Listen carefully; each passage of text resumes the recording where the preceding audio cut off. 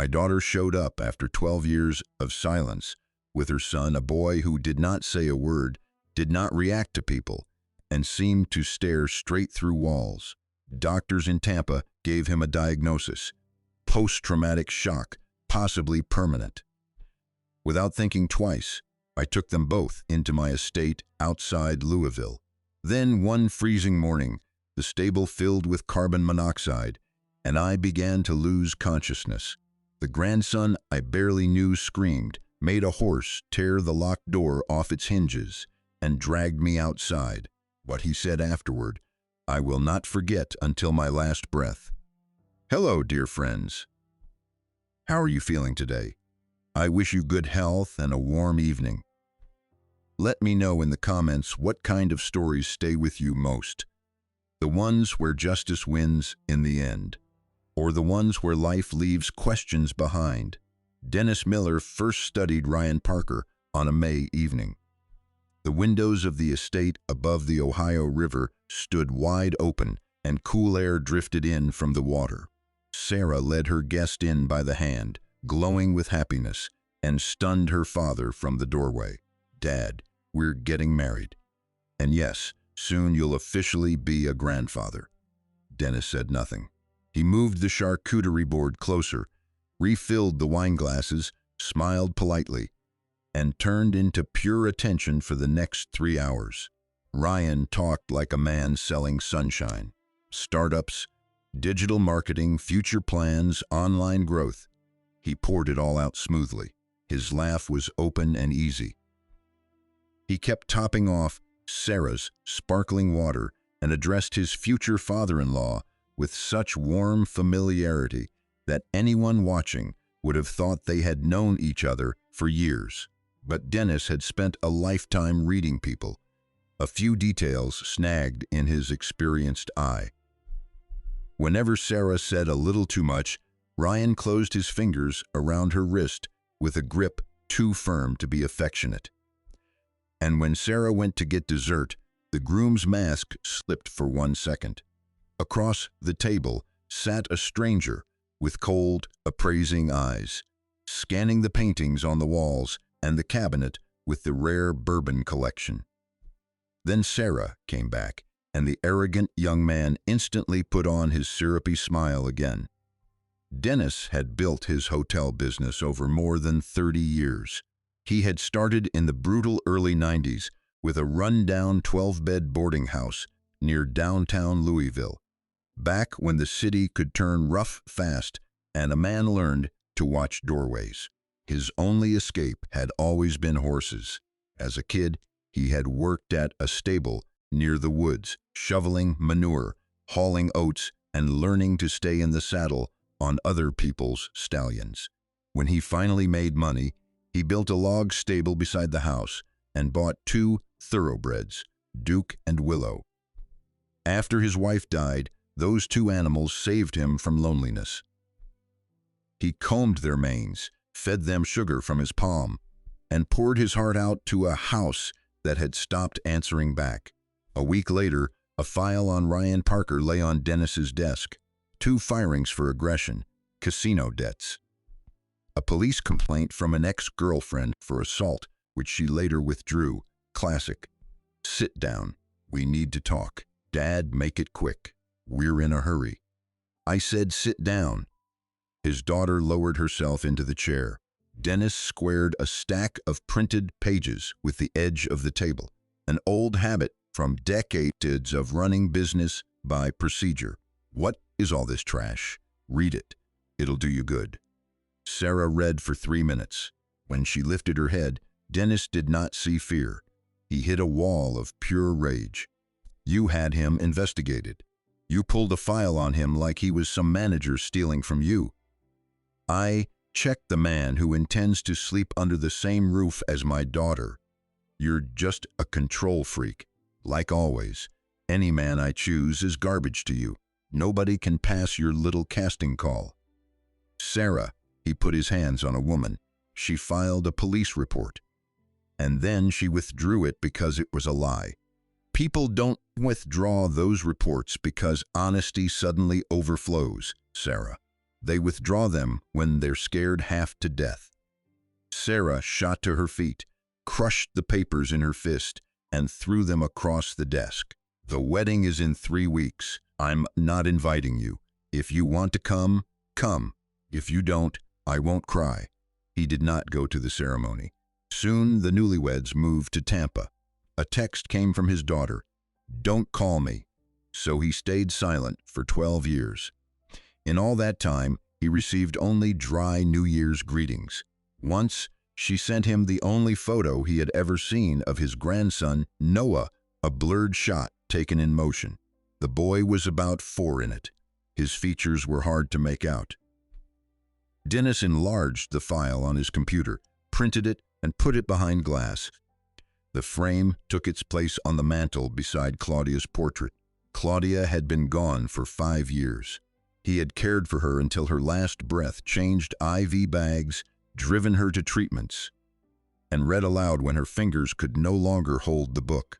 After the funeral, the 2-story house became hollow. Guests admired the wide view of the Ohio River from the 6 spacious rooms. For Dennis, that same view tightened his chest with grief. At dusk, by the fire, one thought kept gnawing at him. He should have stayed quiet. He should have shaken Ryan's hand, given them something expensive for the wedding, and kept watch from nearby so he could offer his shoulder when the nightmare began. Because he had known the nightmare was inevitable, but his habit of cutting straight and hard had won, and he had cut off his own daughter. The phone rang in November at 6 in the morning, showing a Florida number. Dad, 12 years fit into one breath. Sarah, you were right about everything. Forgive me, Dad, please. She was sobbing, choking on the words. Her husband had abused her for years, quietly and methodically. 3 days earlier, he had hit Noah so hard, the boy stopped speaking and shut down. Noah is in shock. The doctors said it's post-traumatic. He's gone silent. He just stares at the wall with these glassy eyes. They said he may never come back from it. I have nowhere to go. Sarah, where is that bastard? He ran. As soon as the ambulance pulled into the driveway, he disappeared. The police are looking for him like they're checking a box. Nothing will come of it. Dennis closed his eyes. Something inside him dropped, as if he had stepped off a cliff. Pack. I'm sending money now. Take the boy and get on the first flight. There are no tickets. Hire a car to Louisville. I don't care what it costs. I'll be waiting. 2 days later, a car stopped at the gate. November fog from the river covered the road like a thick shroud. Shapes emerged from the mist reluctantly. Sarah appeared first, thin, with a fading bruise sliding down her cheek, one arm pressed to her ribs. Noah followed her. He was walking on his own, but that mechanical walk hurt more than if someone had carried him. He was small for 11, nearly transparent from being so thin. The boy moved obediently behind his mother, as if he had been stripped of his own will. For 1 second, his large dark eyes focused on Dennis. Dennis caught a look of such sharp clarity that he froze. Then he blamed it on stress. Dad, forgive me. Why are you always right? Sarah buried her face against his chest, shaking with tears. Quiet now. It's over. You're home.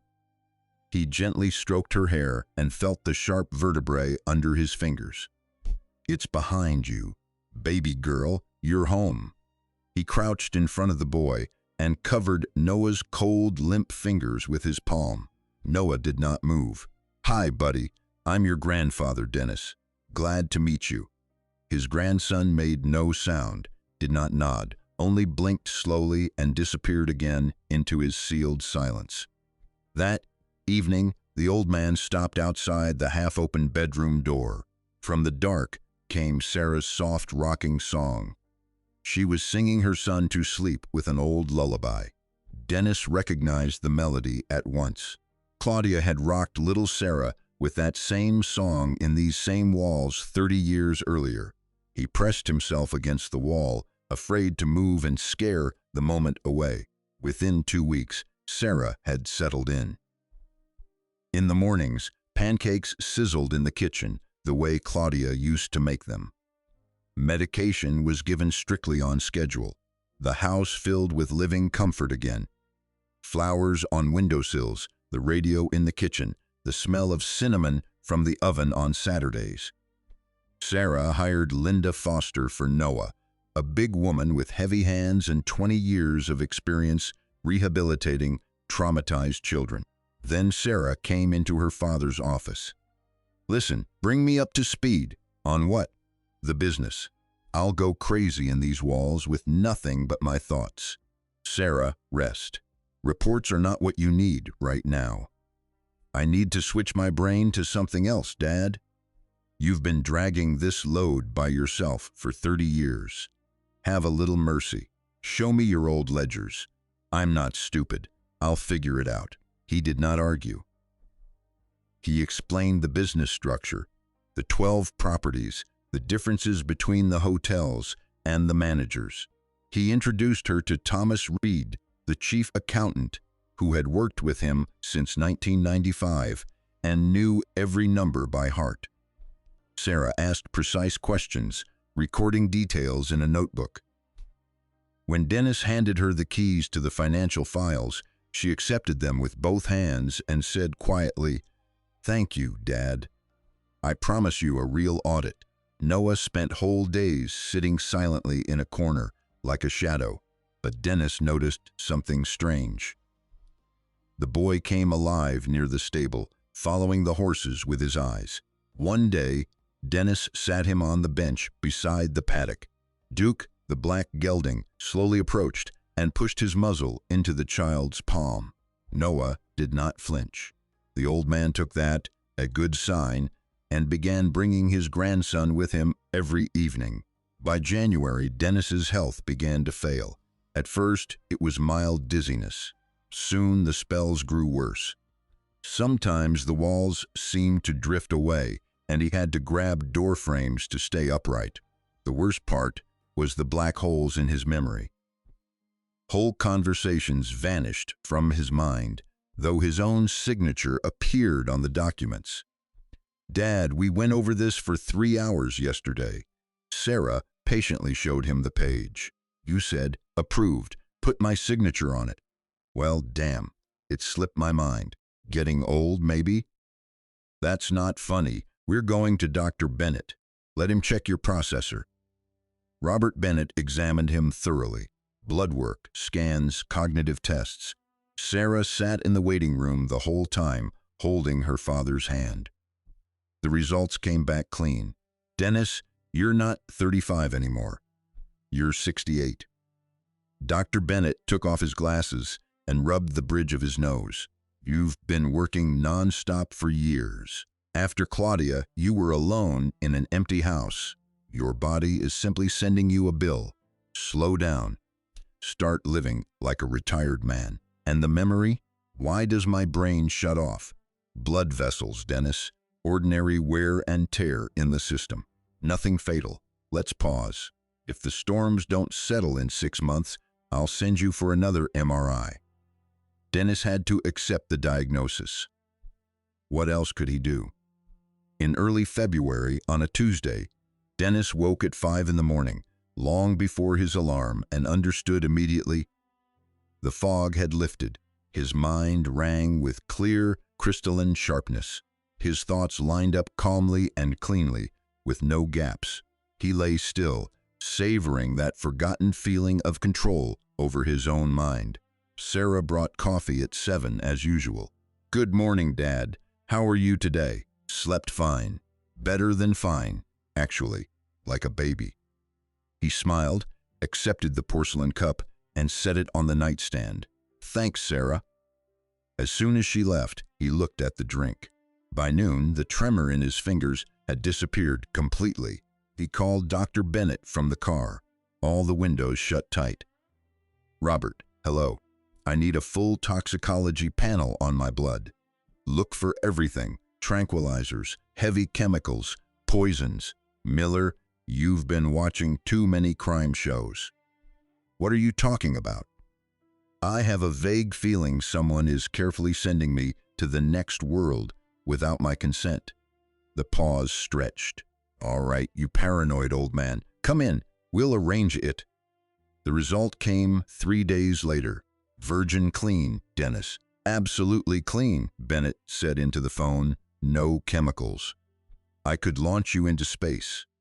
I understand the memory lapses scare you, but accept it. This is age, not a secret conspiracy.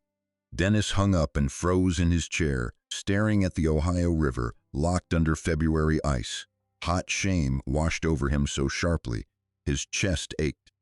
His daughter had dropped everything, brought him a wounded child, gotten up before dawn, managed his affairs, sat with him at doctors' offices. And he, an old paranoid fool, had suspected her of poisoning him. You didn't believe her 12 years ago either, he thought mercilessly. And how did that end? The next morning Sarah brought coffee again. White porcelain, a thin ribbon of cinnamon, a soft smile. Here's your morning fuel, Dad. Cinnamon, just how you like it. Dennis took the cup in both hands and drank without hesitation. In mid-February, Sarah fired Linda Foster. Dad, I let Linda go. Why? What's the point of paying crazy money when I'm with the boy 24 hours a day? She has 20 years of experience pulling children out of states like this. Sarah, she's not some babysitter from an agency. Exactly. All that experience and, in a month, no, hasn't shown one emotion on his face. I found a professor in Boston. We'll work over Zoom. It'll be more useful. Dennis could not find an answer. A dull ache settled at the base of his skull. It was how an old injury announced bad weather. But this was not weather. This was pure anxiety. Closer to midnight, his cell phone came alive. Linda Foster's name lit up on the screen. Dennis, I'm sorry for calling so late. I usually don't interfere in other people's business. That's a rule of mine. Yes, Linda, I'm listening. I've spent 2 decades in rehabilitation medicine. I've seen all kinds of things. Quiet human grief, and things you'd rather not remember at night. He heard a heavy sigh, then the rustle of papers. Your boy, this isn't about the medical file. His silence frightens me. Do you understand? After real psychological trauma, the eyes go glassy and empty. Noah's eyes are burning. The moment he thinks nobody is watching him, he switches on. He catches every movement. His pupils narrow. His face becomes alive. His fingers twitch. There's no stupor there, Dennis. That is acting. You mean, in your opinion, in my opinion, you need to keep your eyes open, protect yourself, and protect the boy. After the call, he remained at the desk. Twilight thickened, filling the corners of the office with bluish shadow, and he simply looked out at the streetlights going dim. Later, he had to drive to the old 2-story building in the historic district, his first hotel. The place where the whole business had begun more than 30 years earlier. Red cracked brick, familiar down to the last chip. Heavy wooden stairs that answered every step with a long creak. He desperately needed papers that had disappeared from the safe at home. In the half-dark lobby, just behind a thick support beam near the bar, he saw Sarah's familiar coat.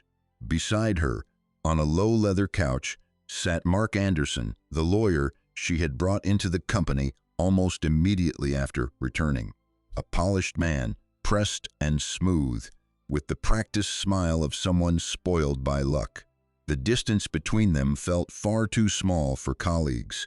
Sarah was running her finger over the glowing glass of her phone, and her profile had hardened into that same dead grip Dennis had seen during annual audits.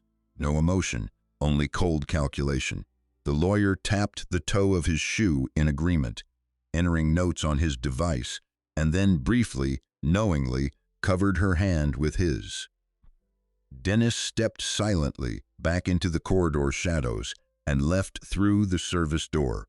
The car greeted him with the smell of cold leather. He started the engine and called his daughter. "Sarah, hello. What time is your flight to Boston in the morning?" "Dad, the hearing is Wednesday, isn't it? You wanted to review the materials." "Yes. Is your lawyer flying with you?" A short, barely noticeable hesitation hung at the other end, as if the connection had broken for a second. "Mark? No, he's not needed there. He's staying in Louisville to handle things." "Did something happen?" "Everything's fine. Get some rest." In the middle of the night, he felt pulled toward fresh air. His feet carried him to the building where the horses were kept. He flipped the switch. Yellow lamps glowed dimly under the roof. Duke and Willow snorted from their stalls, disturbed in the middle of sleep. Dennis crossed the aisle and stopped at the metal box of the gas heater, installed the autumn before last. He removed the protective panel. The inner valve had been turned down to the smallest setting. With that, the flame was starved of oxygen, and instead of ordinary carbon dioxide, invisible death began to seep out. Memory threw him back to 1992, when a similar malfunction in his first boarding house had nearly suffocated a young couple near the train station. He lifted his eyes to the ceiling. The ventilation grates were sealed tight with swollen spray foam. Its yellowish bulges still shone glossy in the lamplight. The small carbon monoxide detector by the doorframe hung sadly with its cover open. He looked inside. The battery compartment was empty. The metal contacts gleamed clean silver, without a spot of dirt. Fresh work. His gaze moved higher, to where the domes of the security cameras had been mounted. Bare metal brackets stuck out of the walls, but the lenses themselves were gone. His daughter had removed them about 4 weeks earlier, claiming she was buying newer digital equipment. Nothing had ever replaced them. Dennis stood frozen in the aisle. In his head, gears turned with a heavy steel hum, lining up frightening coincidences into one chain his mind still refused to accept. At dawn, tires rustled at the gate as the hired car arrived. Sarah ran into the house for barely a second, kissed his forehead in passing, and zipped her bag as she walked. "I'm flying out, Dad. Keep your phone on. Listen, check the stable, will you? Make sure the heater is all right. I thought the unit was whistling weirdly yesterday. I'm worried. They're saying it'll get down near 0 tonight." "All right, Sarah, go." The heavy front door thudded against the frame. The sound of the departing car melted behind the trees. For about an hour, Dennis sat motionless in the chair by the glassed-in veranda. His thoughts moved evenly and clearly, without the familiar murk that had tormented him since late fall. His favorite morning espresso never appeared on the table. There was nobody to bring it. Pulling an old work jacket over his shoulders, Dennis went out into the yard. The heater's pilot caught immediately. Dennis held his palm near the protective cover and listened to the smooth hiss. No odd noise, no vibration, a clean sound. His finger had already reached toward the shutoff button when Duke suddenly began hammering his hooves in his stall, throwing his head and making a low, frightened rasp. Animals sense poison in the air much earlier than humans. At once, strange dryness rose in Dennis's throat. A cloying sweetness spread through his mouth, and the floor tilted gently under his feet. Dennis lunged for the exit and threw himself against the wooden handle. Useless. On the other side, a steel latch held the door shut, a latch that had never been there before. The heads of new screws shone ominously in the wood. He slammed his shoulder into the planks with all his strength, then hit again. The heavy door did not even tremble. The room was filling rapidly with invisible poison. Duke circled his stall in panic. Willow had backed into the far corner, gulping air noisily and unevenly. Dennis clung to the walls and crawled upward toward the narrow, glazed opening beneath the rafters, blocked by iron bars. His fingers slipped. His muscles turned to cotton.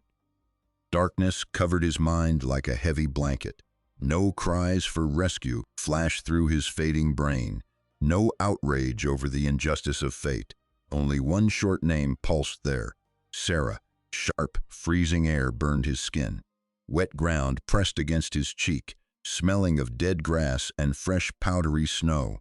Someone, sobbing quietly and breathing hard with effort, was dragging him by the collar away from the building.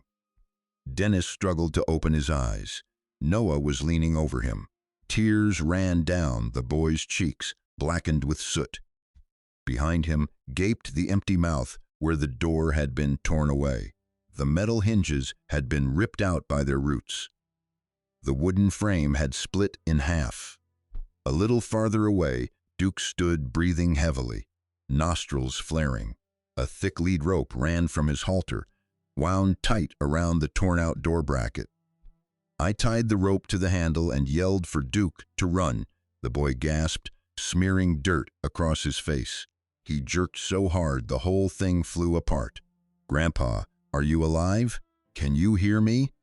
That broken child's voice burst into Dennis Miller's world for the first time in 6 months. "Grandson, you're talking?" I never stopped. She lied to the doctors. "I'm fine. Mom threatened me. She said if I made one sound or gave away that I understood anything, she'd leave forever. And they'd send me to a foster home with strangers."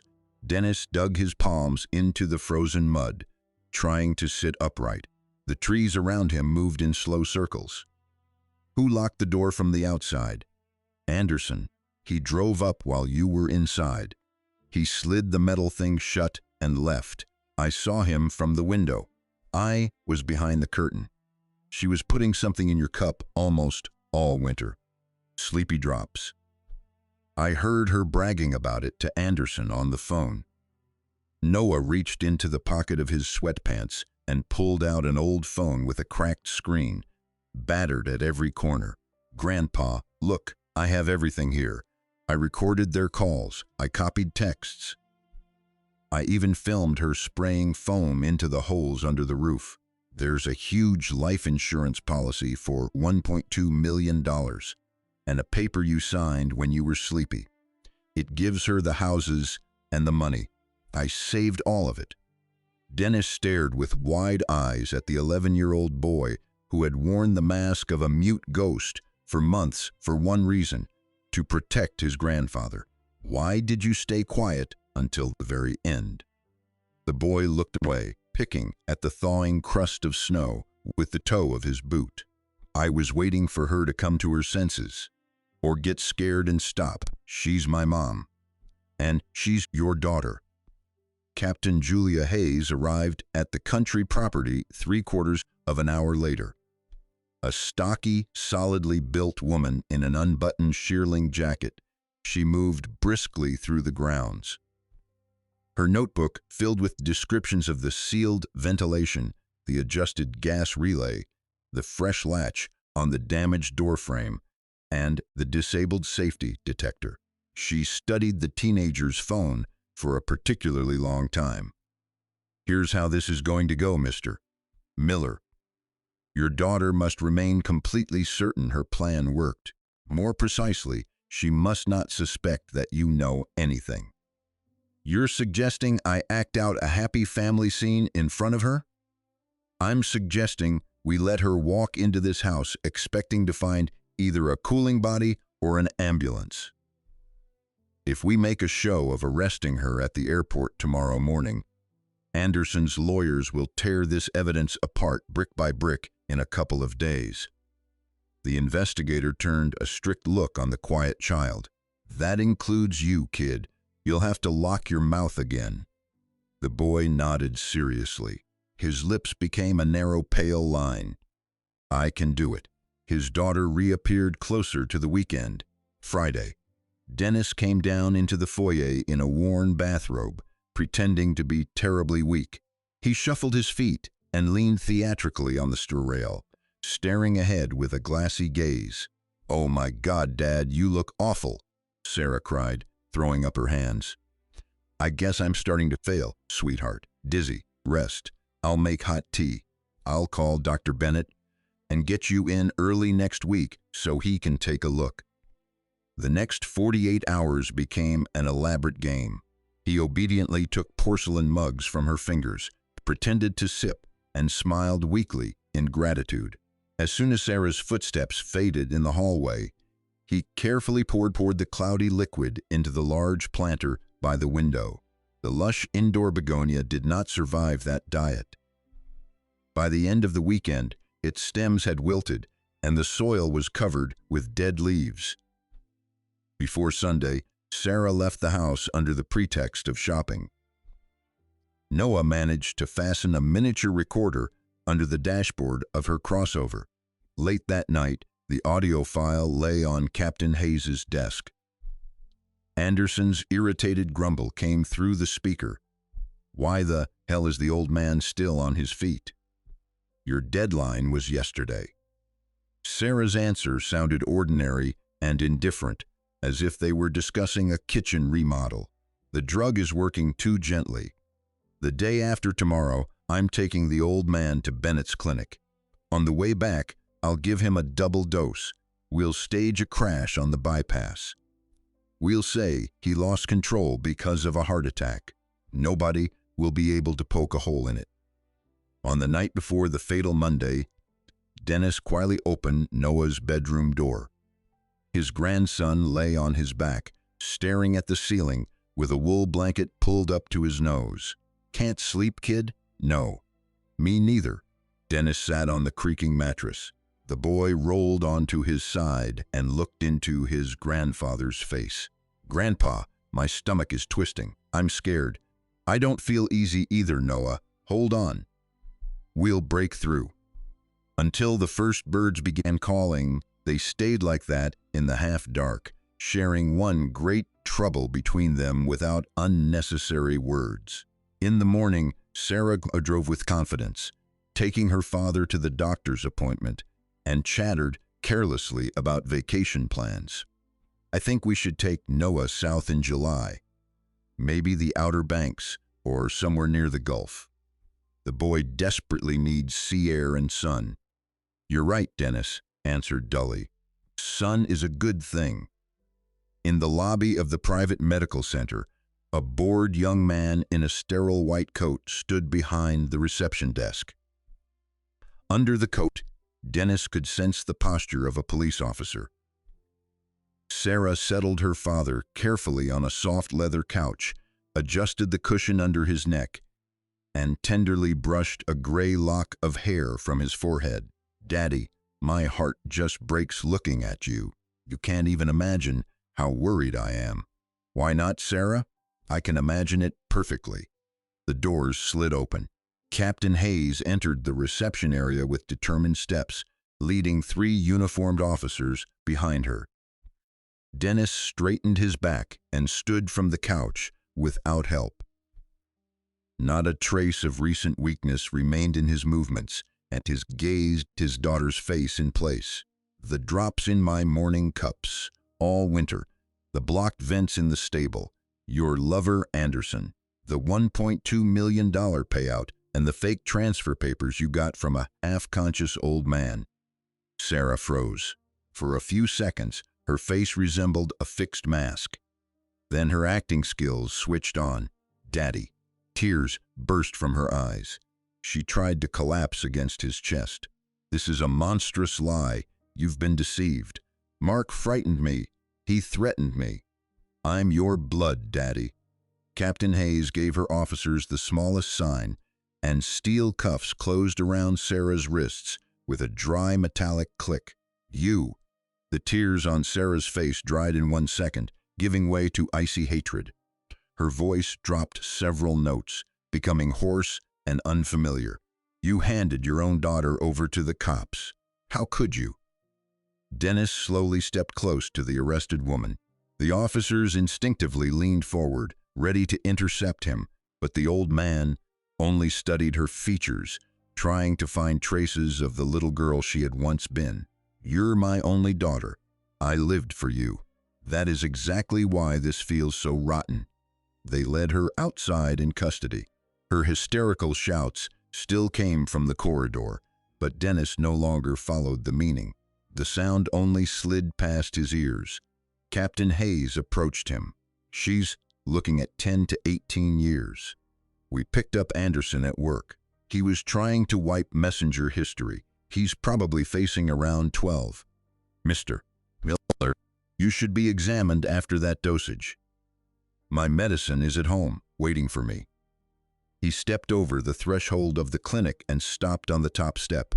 Huge flakes of wet snow fell from the gray sky, instantly covering his jacket collar and uncovered head with a white crust. The end of winter in Kentucky had always been shapeless, a border season when the old warmth had already been destroyed, and the new warmth still could not push through the mud.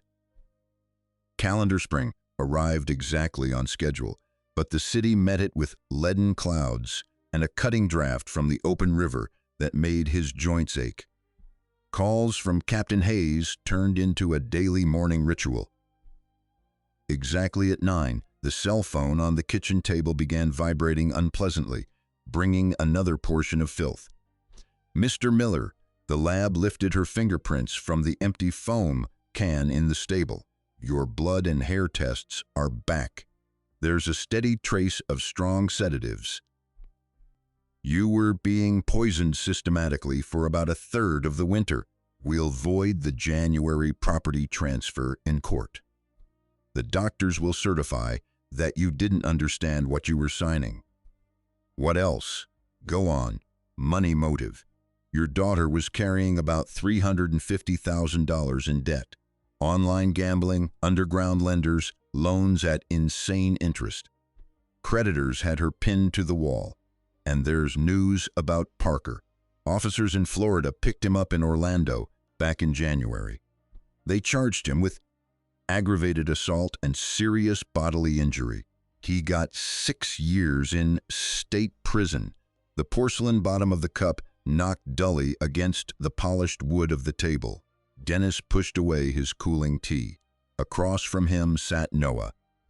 The stiff neatness of the dark blue school uniform, bought 3 days earlier, no longer looked foreign on his narrow shoulders. The boy was thawing. He no longer resembled a wax mannequin. The phone went dark. Dennis exhaled heavily. $350,000. Noah froze with the spoon in his hand. That's a lot, Grandpa. Depends who you are. For her, unbearable. For me, a couple of minutes on the phone with the bank. And she knew it. The boy looked down at his cooling oatmeal, prodding the thick mass with the spoon. Maybe she didn't want to ask. She didn't need a handout. She needed everything. Hotels, insurance money, real estate. And most of all, she needed nobody standing in front of her anymore, so there would be no one left to ask. That morning, the office filled with the harsh rustle of official papers. Captain Hayes, smelling of street damp and strong tobacco, spread white pages across the desk, felt like a fan. Anderson has signed a plea deal. He's giving everyone up. She lifted her heavy eyelids and looked at homeowner over the plastic clip on the folder. Are you ready to hear the details? Talk.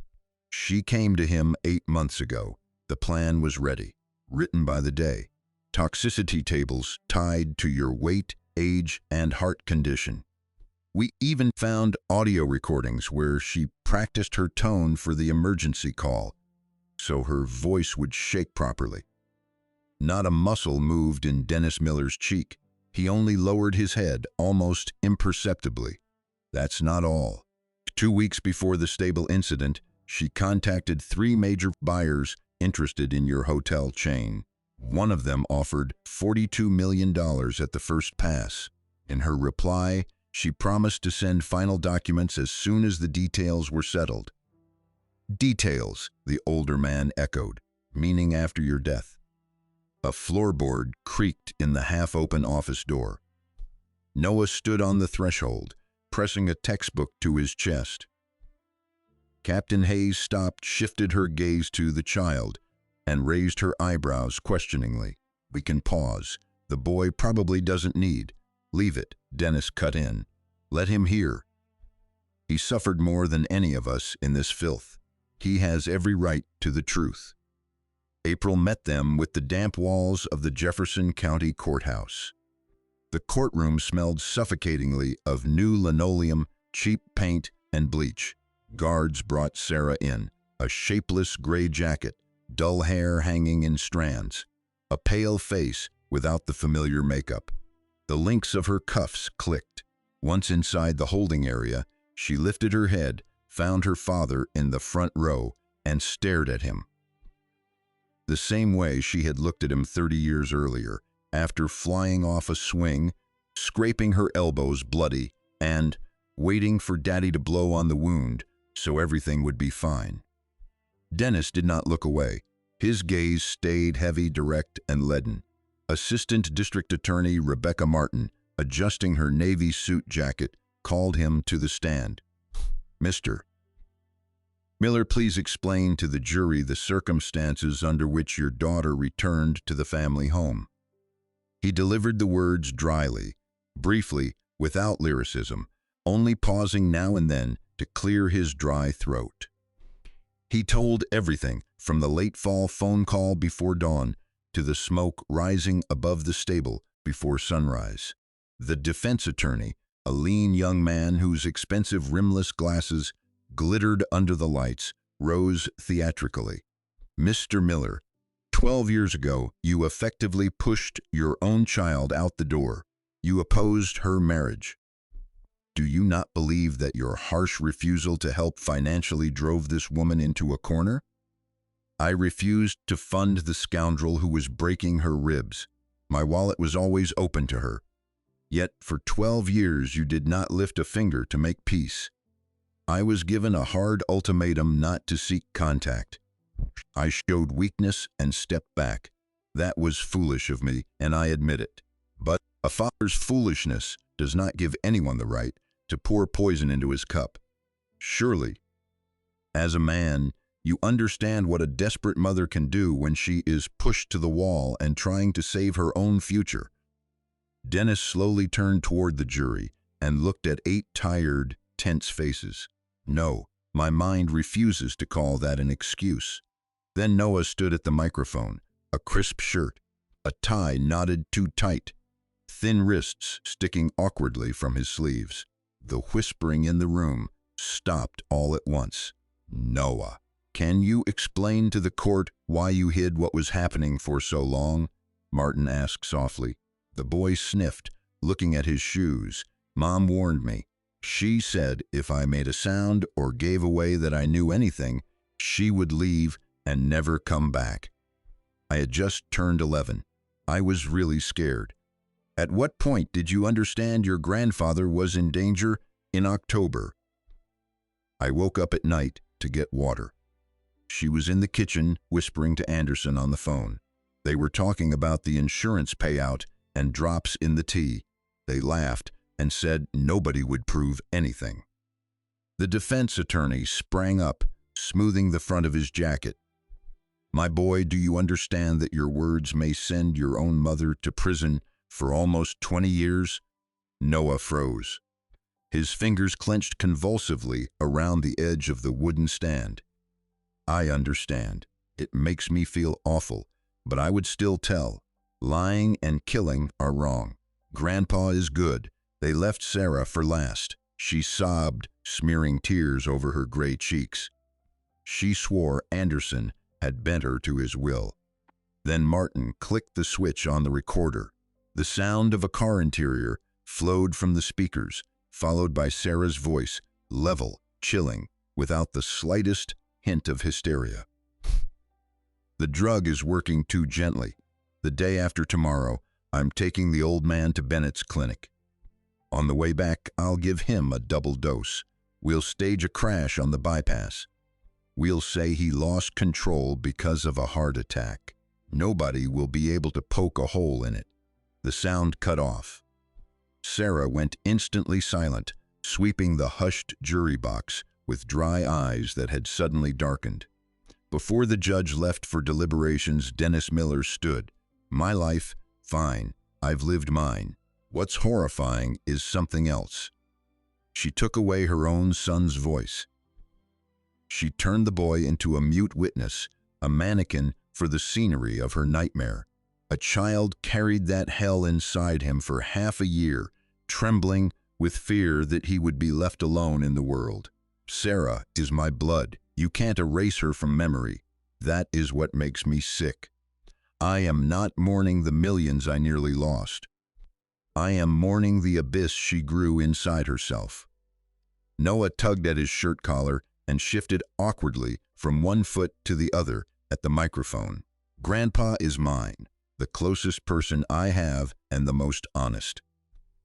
I used to think honest adults didn't exist."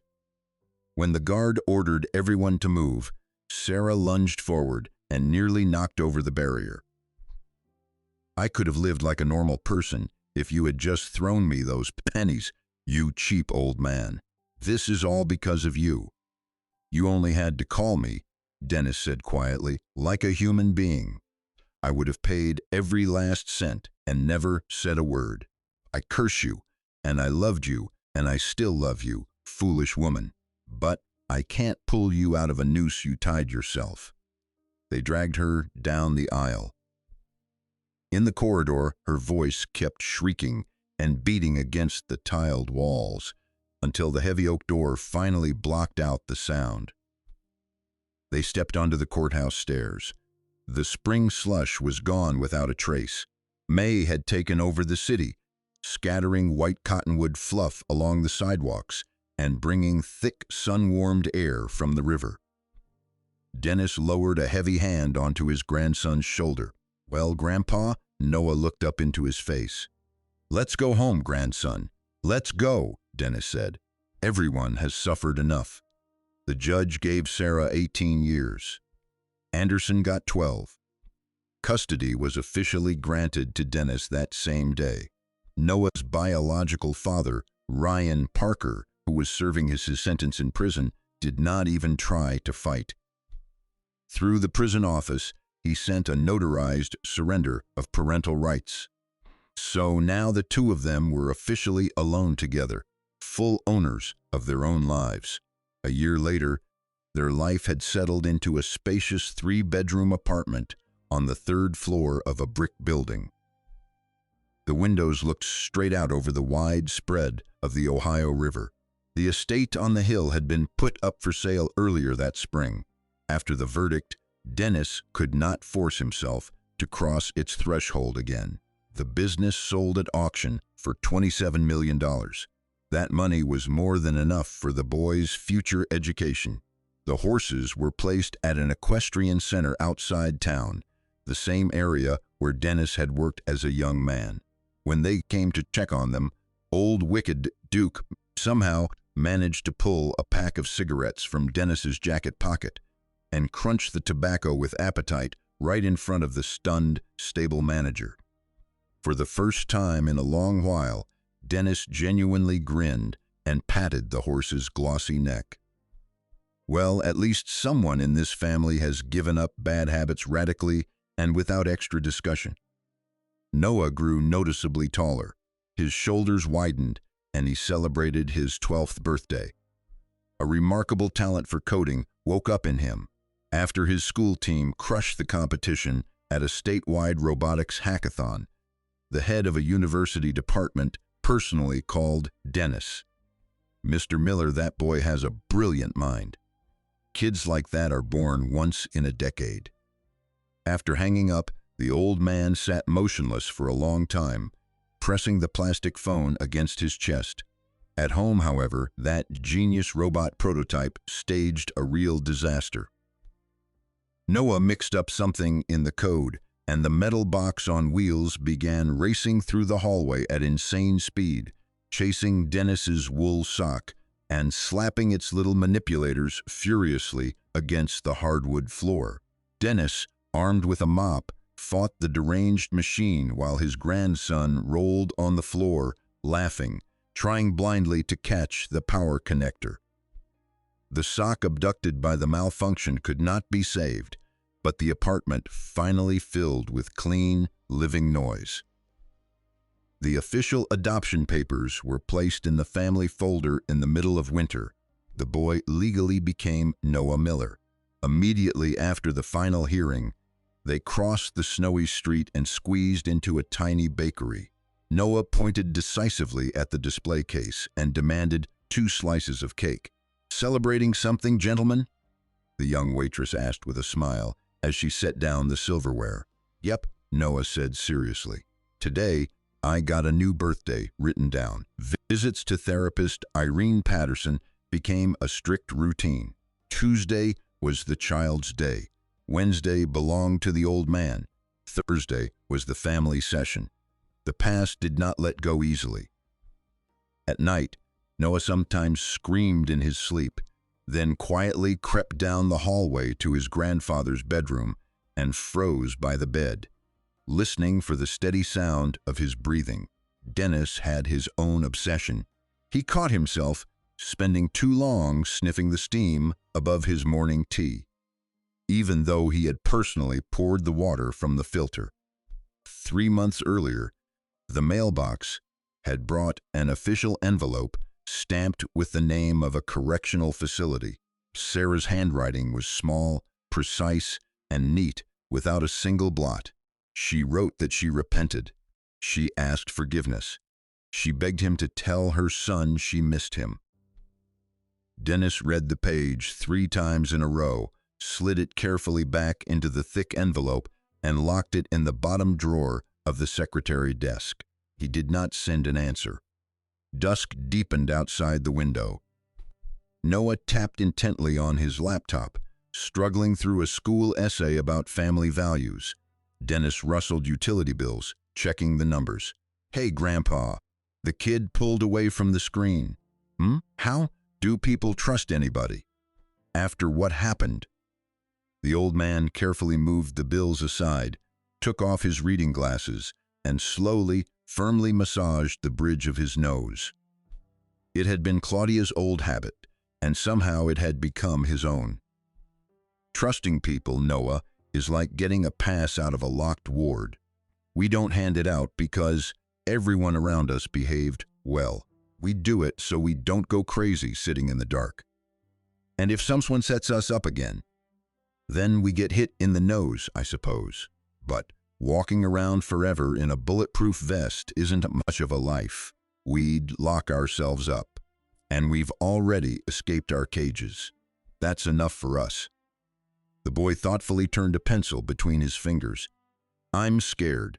What if I'm like her?" Inside. "Stop that." At 11 years old, life put a fork in the road in front of you. A bag of money with lies or a clean conscience. You chose the clean side all by yourself. That backbone of yours can't be bent by heredity. Noah sighed, sniffed, and stared at the screen again. A minute later, he muttered toward the side. "Grandpa, let's make dumplings." "What dumplings?" "I found a video online. It's easy. We can make cheese dumplings." "What kind of dumplings?" "I've never touched dough in my life." "Then there's a reason to start. The blogger said even a kid can do it. You just beat an old man. Well done. All right, let's go cook." For the next 2 hours, the kitchen looked like a battlefield. Flour flew in every direction. Sticky dough glued itself to their fingers. The cheese filling stubbornly crawled out. The first 10 dumplings safely turned into cloudy mush in the pot. Noah laughed until he hiccuped, fishing boiled scraps out with a slotted spoon. Dennis, tied into Claudia's old calico apron with tiny flowers, the one surviving thing from the fires of their former life, suddenly caught himself feeling something strange. He could not remember the last time he had laughed like that, wildly, until his stomach hurt and tears came for no reason at all. They washed dishes shoulder to shoulder, rinsing white streaks of flour from the counter. Noah chattered eagerly about school squabbles, robots, and then suddenly jumped to a long-standing dream. Grandpa, let's get a dog from a shelter. Not buy one. And who has captured your soul there? Some red mutt? His face has scars, one ear hangs down, and he limps when he walks. Owners brought him back 3 times. And why do we need that disabled creature? Because he was betrayed 3 times, Grandpa, and he still runs to the fence and wags his tail. He still believes. Did you think of a name? Pancake. What an imagination. Pancake belongs on a plate. So what? He feels warm. It fits us. Behind the glass, a long, clear May day was burning out. The Ohio River breathed peace, and in that soft evening haze, the water slowly flowed into the sunset clouds, erasing every border between earth and sky. Dennis walked to the window, holding a plate with the second surviving portion of their culinary masterpiece. At that moment, the bright tie of Claudia's apron finally jammed, and the old man, trying to free himself, spun awkwardly in place, tangling his own feet. Noah dropped the towel and rushed to help, but in the end, they both collapsed clumsily onto the soft kitchen bench, miraculously saving the porcelain.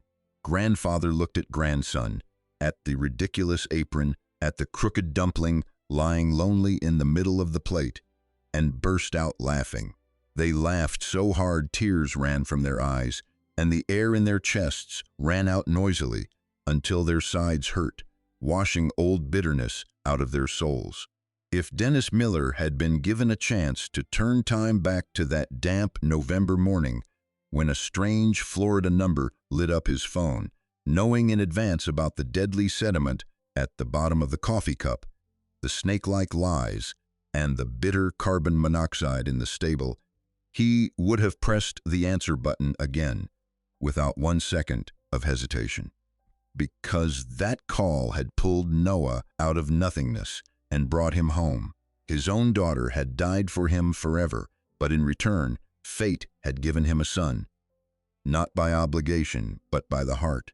And now tell me honestly, what would you have done in Dennis's place? Would you have been able to forgive, or would justice have mattered more? Share your thoughts in the comments, and if this story touched something in you, give the video a like, subscribe to the channel, and tap the bell so you don't miss the next story.